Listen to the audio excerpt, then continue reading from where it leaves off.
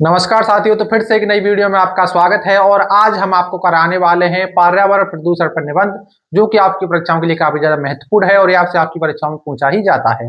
तो आइए बिना देर को वीडियो को स्टार्ट करते हैं। तो सबसे पहले हमें क्या लिखना पड़ता है? भूमिका या प्रस्तावना। तो वर्तमान विज्ञान युग में मानव को जहां कुछ वरदान मिले हैं, वहां कुछ अभिशाप भी मिले हैं। प्रदूषण भी वैज्ञानिक सभ्यता का एक दुष्परिणाम है। इसे सहने के लिए अधिकांश जनता विवश है। तो वो कैसे है? तो प्रदूषण का अर्थ क्या होता है?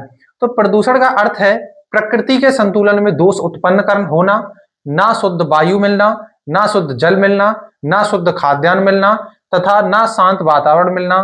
कुल मिलाकर पर्यावरण में अस्वस्थकर तत्वों को मिल जाना प्रदूषण कहलाता है। तो प्रदूषण क्या होता है कि आप जानते हैं कि आज के टाइम पर जैसे जैसे विज्ञान यानी कि हमारी जो विज्ञान जितनी ज्यादा हमारी साइंस डेवलप होती जा रही है, उतने ज्यादा प्रदूषण भी फैलता जा रहा है। उद्योगों से निकलने वाला धुआं, जल भी प्रदूषण हो रहा है, वायु भी प्रदूषण हो रही है, वातावरण भी प्रदूषण हो रहा है। तो यही जो है क्या होता है, प्रदूषण का कारण बनता है। फिर देखते हैं प्रदूषण के प्रकार। प्रदूषण मुख्यतः 4 प्रकार के होते हैं: पर्यावरण प्रदूषण, वायु प्रदूषण, जल प्रदूषण और ध्वनि प्रदूषण। तो ये मुख्य है। इसके अतिरिक्त भू प्रदूषण भी है, यानी कि भूमि प्रदूषण। तो ये 4 प्रदूषण मुख्य प्रकार के हैं, जो कि आपकी परीक्षाओं में ये आपको लिखनी पड़ती है हेडिंग। तो सबसे पहले हम देखेंगे पर्यावरण प्रदूषण। तो पर्यावरण प्रदूषण सबसे खतरनाक है। यह प्रकट रूप में दिखाई नहीं देता, लेकिन इसके परिणाम अत्यंत गंभीर होते हैं। उदाहरणतया 19वीं शताब्दी से लेकर अब तक वायुमंडल में कार्बन डाइऑक्साइड की मात्रा में 16% की वृद्धि हो चुकी है। यानी कि 19वीं शताब्दी से लेकर अब तक यानी कि 21वीं शताब्दी तक 16% कार्बन डाइऑक्साइड की क्या हो चुकी है? वृद्धि हो चुकी है। और आप जानते हैं कि हम जो सांस लेते हैं वो क्या लेते हैं? ऑक्सीजन ग्रहण करते हैं और कार्बन डाइऑक्साइड छोड़ते हैं। तो कार्बन डाइऑक्साइड हमारे लिए हानिकारक गैस है, ये जहरीली गैस है। फिर आगे आता है, इससे वायुमंडल का तापमान बढ़ गया है। यदि यह क्रम चलता रहा तो जीवन दायनी ऑक्सीजन की मात्रा कम होती जाएगी। हिमखंड पिघल जाएंगे। हिमखंड यानी बर्फ की जो चीजें हैं वो पिघल जाएंगी। आप जानते हैं कि एक जगह है अंटार्कटिका, जो कि एक महाद्वीप है, जिसमें काफी ज्यादा मोटी बर्फ जमी हुई है। यदि वो बर्फ पिघलती है, दुनिया के काफी सारे देश जो है पानी में डूब जाएंगे। आगे आता है, हिमखंड पिघल जाएंगे, गर्मी बढ़ेगी, लोग श्वास तथा नेत्र रोग से ग्रस्त हो जाएंगे। यानी कि लोगों को जो है सांस लेने में तकलीफ होगी, नेत्र रोग होगा, यानी कि आंखों से जो है लोगों को दिखाई देना बंद हो जाएगा। ये सब दुष्परिणाम धीरे धीरे दिखाई देने लगे हैं। प्रदूषण का यह पहला चरण है। गर्मी के कारण आकाश पर जमी ओजोन गैस की परत को भी क्षति पहुंची है। यानी कि आप जानते हैं कि जो सूरज से आने वाली पराबैंगनी किरणें होती हैं, उनको जो है कौन रोकता है? ओजोन परत रोकती है। लेकिन अब जो है ओजोन परत में भी छिद्र हो चुके हैं। किसके कारण? कार्बन डाइऑक्साइड की मात्रा ज्यादा बढ़ने के कारण जो है उसमें छिद्र हो चुके हैं, जिसके कारण अब लोगों को स्किन कैंसर भी होने लगा है। ओजोन मंडल के फटने से सूर्य की कुछ जहरीली किरणें सीधे धरती पर पहुंचकर मानव जीवन को नष्ट कर डालेंगे। तो यह है पर्यावरण प्रदूषण। अब आता है वायु प्रदूषण। तो वायु प्रदूषण का एक ही अंग है, यानी कि एक अंग है जिसमें आजकल जैसे जैसे शहरीकरण तथा औद्योगिकरण की प्रवृत्ति बढ़ती है या चली जा रही है, वैसे वैसे शुद्ध वायु मिलना भी दूर भर होता जा रहा है। विभिन्न उद्योगों एवं कल कारखानों से निकलने वाले जहरीले धुएं तथा मोटर गाड़ियों के दूषित धुएं के कारण वायु के निर्मल कोश में जहरीले तत्व मिल गए हैं। मुंबई, कोलकाता जैसे महानगरों में लोगों के लिए सांस लेना भी कठिन हो गया है। महिलाएं बाहर कपड़े सुखाती हैं तो उन पर शुगर मिल का काला धुआं जम जाता है।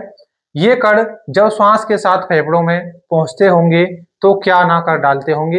यानी कि वायु प्रदूषण भी धीरे धीरे फैलता जा रहा है। तो कैसे फैल रहा है? जैसे कि बड़े बड़े कारखानों से निकलने वाला धुआं, मोटर गाड़ियों से निकलने वाला धुआं, ये सभी जो है वायु को प्रदूषण कर रहा है, जिसके कारण हमें जो है सांस लेने में भी दिक्कत होती है।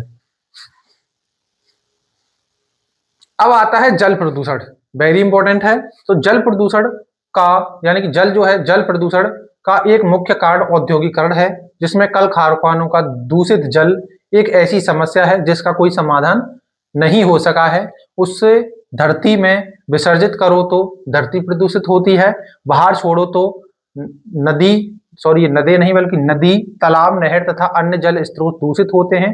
प्राय फैक्ट्रियों के बाहर सड़ा भरा जल फैल रहा है और जो वर्षा के समय शेष पानी में घुलकर लोगों के स्वास्थ्य पर हमला करता है, यानी कि उन्हें नुकसान पहुंचाता है। वर्तमान में गले, फेफड़े तथा कैंसर रोग के बढ़ने का कारण यही जल प्रदूषण है। तो यानी कि आप जानते हैं कि आज के टाइम पर जो है लोगों के फेफड़े जो है गल रहे हैं, कैंसर हो रहा है, तो ये किसके कारण हो रहा है? जल प्रदूषण के कारण हो रहा है। अब अगला आता है ध्वनि प्रदूषण। तो मनुष्य का जीने के लिए शांत वातावरण चाहिए, यानी कि मनुष्य को जीने के लिए शांत वातावरण चाहिए, लेकिन आजकल वातावरण में इतना अधिक शोर है कि बहरेपन और मानसिक तनाव के रोग चल रहे हैं, यानी बढ़ रहे हैं। ध्वनि प्रदूषण को बढ़ाने में मुख्यतः कल कारखाने, यातायात, भोपू, लाउड स्पीकर यानी जैसे हम डीजे कहते हैं, आदि दोषी हैं। यानी कि ध्वनि प्रदूषण का जो कारण बन रहे हैं, आप जानते हैं कि बड़े बड़े जो कारखाने होते हैं उनमें बड़ी बड़ी जो मशीनें होती हैं उनसे काफी ज्यादा साउंड होता है। फिर आप जानते हैं कि लाउड स्पीकर जो आते हैं, डीजे आजकल शादियों में बहुत ज्यादा बजाए जाते हैं, बैंड बाजे बजाए जाते हैं, तो इन सभी के कारण क्या हो रहा है? ध्वनि प्रदूषण हो रहा है, जिसके कारण लोग बहरे हो जाते हैं, कुछ को मानसिक स्थिति की यानी कि जो है बीमारियां हो जाती हैं। फिर आता है भू प्रदूषण। तो आजकल वैज्ञानिक संसाधनों का विकास हो गया है, खेती करने के लिए कई प्रकार के कीटनाशक छिड़काव किए जाते हैं, धरती में रासायनिक खादें डाली जाती हैं, उस पर गंदा धुआं, दूषित जल, रेडियोधर्मी तत्व, परमाणु भट्टियों से निकलने वाले घातक तत्व भी धरती में मिलते रहते हैं। इनके कारण भूमि की कोख प्रदूषित हो गई है, उसमें जो खाद्य सामग्री उगती है वह स्वास्थ्य के लिए घातक होती है। यानी कि आप जानते हैं आजकल जो है हमारी जमीनें हैं, उपजाऊ जमीनें, वो भी जो है प्रदूषित होती जा रही हैं, क्योंकि उसमें जो है काफी तरह के जो खाद होते हैं वो डाले जाते हैं, जिसके कारण भूमि भी प्रदूषण हो रही है। फिर आता है दुष्परिणाम। तो प्रदूषण के परिणाम बहुत भयंकर हैं, यानी कि जो आप जानते हैं कि इसके भयंकर होते हैं। इसके कारण व्यक्ति का जीना कठिन हो गया है, नित्य नए रोग पैदा होने लगे हैं, मच्छर, कॉकरोच और दूसरे कीड़ों की सेना ने नई नई समस्याओं को जन्म दिया है। सर्दी, गर्मी और वर्षा का चक्र टूट गया है, कभी बाढ़ तो कभी सूखा, कभी ओलावृष्टि तो कभी तूफान। वातावरण की अशुद्धता के कारण मानसिक तनाव में वृद्धि हुई है। कुछ वर्ष पहले भोपाल जैसे कारखानों में से गैस रिस पड़ी थी, जिसके फलस्वरूप हजारों लोग मारे गए थे, कितने ही अपंग हो गए थे, यानी कि वो जो है विकलांग हो गए थे। तो आप जानते हैं कि इसके दुष्परिणाम काफी ज्यादा हैं, और जो आप जानते हैं काफी ज्यादा जो मच्छर पैदा होते हैं, इनके कारण जो लोगों को वो काटते हैं तो भी जो है लोग बीमार हो जाते हैं। फिर आप जानते हैं कि आज के टाइम पर मौसम भी यानी क्लाइमेट में भी काफी ज्यादा चेंज हुआ है। जैसे कि आप जानते हैं इसी साल 2025 में कि जो गर्मी थी वो जो है सावन तक आई, और फिर जो बारिश जो है और अभी तक आ रही है, यानी कि अभी दिवाली आने वाली है और फिर भी जो है बारिश हो रही है। अब आगे आता है प्रदूषण के कारण। तो प्रदूषण पैदा होने का मुख्य कारण अंधाधुंध वैज्ञानिक प्रगति, समृद्धि की होड़ में मानव ने देवता जैसे जंगलों को काट डाला है, पहाड़ियां नंगी बूची हो गई हैं, वातावरण में कमी तथा गर्मी की अधिकता हो गई है। यानी कि आप जानते हैं कि आज के टाइम पे पेड़ों की कटाई ज्यादा हो रही है, वनों की कटाई ज्यादा हो रही है, और पहाड़ों से आप जानते हैं कि जो है कुछ पत्थरों को भी काट कर लाया जा रहा है, गर्मी के कारण जो है बर्फें पिघलती जा रही हैं। तो ये सभी जो है क्या बन रहे हैं? प्रदूषण के कारण बनते हैं। तो वातावरण में कमी तथा गर्मी की अधिकता हो गई है, परिणाम स्वरूप पहाड़ सरकना, भूस्खलन, ओलावृष्टि, मौसम चक्र में असंतुलन जैसे दोष पैदा हो गए हैं। कल कारखानों का अंधाधुंध धुआं, विकास, नदी तथा आबादी के पास फैक्ट्रियां लगाना, कारखानों के प्रदूषित विकास को समेटना की व्यवस्था ना कर पाना, परमाणु भट्टियों से निकलने वाले जहरीले तत्वों को नष्ट ना कर पाना आदि अन्य कार्य क्या है? प्रदूषण के सभी कारण हैं। अब आते हैं प्रदूषण के समाधान। तो इसके समाधान क्या हैं?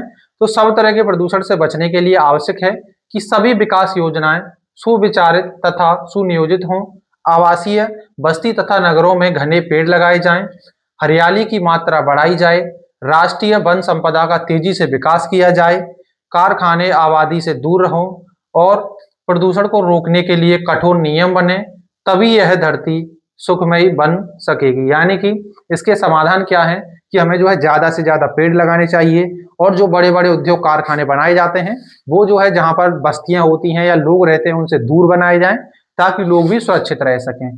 तो इसीलिए तभी जाकर जो है धरती के लोग सुखमय रह सकेंगे, यानी कि तभी जो है अपना अच्छा जीवन जी सकेंगे। फिर आता है उपसंहार। तो अगर हमें अपनी आगामी पीढ़ी को एक साफ, सुरक्षित और जीवनदायिनी पर्यावरण देना है, यानी कि हमें अपनी आने वाली पीढ़ी को, आने वाली जो पीढ़ी है उसको अगर यदि हमें साफ, सुरक्षित और जीवनदायिनी पर्यावरण देना है तो हमें इस दिशा में कठोर कदम उठाने होंगे। प्रदूषण को नियंत्रित करना होगा।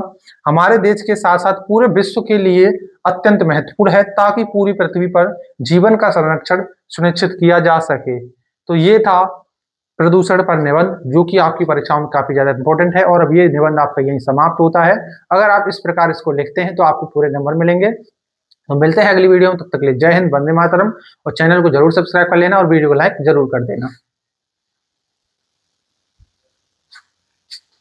करना बंद।